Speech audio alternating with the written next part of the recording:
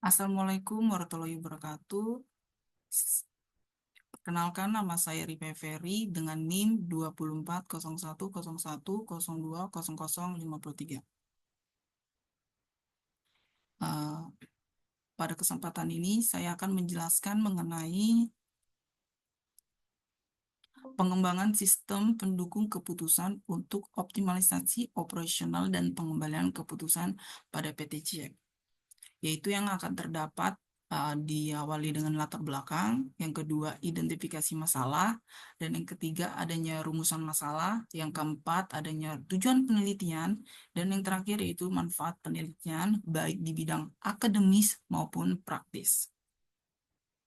Oke, selanjutnya saya akan menjelaskan mengenai tentang latar belakang dari penelitian pengembangan SPK untuk eh, optimalisasi operasional dan pengembalian keputusan di PT JEK.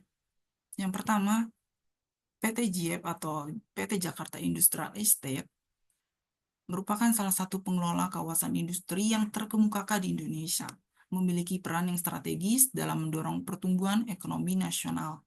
Yang kedua, adanya persaingan yang semakin ketat dan perkembangan teknologi informasi yang sangat pesat.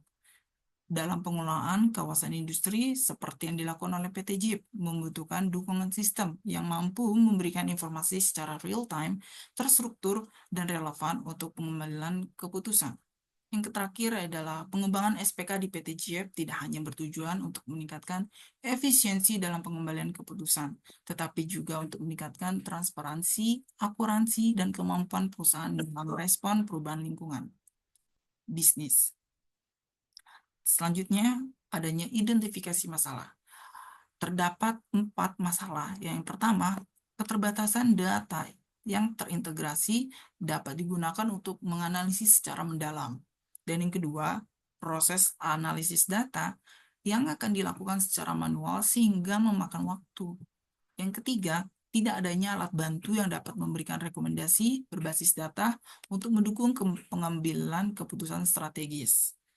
Yang keempat, kurangnya kemampuan untuk memprediksi tren atau hasil keputusan berdasarkan data historis. Selanjutnya, adanya rumusan masalah. Terdapat 3 rumusan masalah. Yang pertama, bagaimana kebutuhan sistem pendukung keputusan dapat diidentifikasi pada PT JIEP. Dan yang kedua, bagaimana merancang dan mengembangkan prototipe SPK yang sesuai dengan kebutuhan PT JIEP. Dan yang terakhir, yaitu bagaimana menguji efektivitas SPK dalam mendukung pengambilan keputusan pada PT JIEP.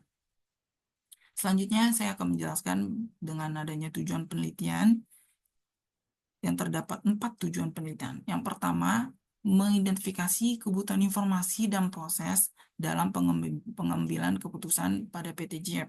Dan yang kedua, mengembangkan SPK yang mampu mendukung pengambilan keputusannya secara strategis, taktis, dan operasional pada PT JIEP. Dan yang ketiga, menguji efektivitas dalam meningkatkan efisiensi analisis data dengan menyediakan alat analisis berbasis teknologi secara modern. Dan yang keempat, mengintegrasikan data dari berbagai sumber untuk menghasilkan informasi yang akurat dan relevan. Selanjutnya, terdapat manfaat penelitian dibagi 2, yaitu di bidang secara akademis.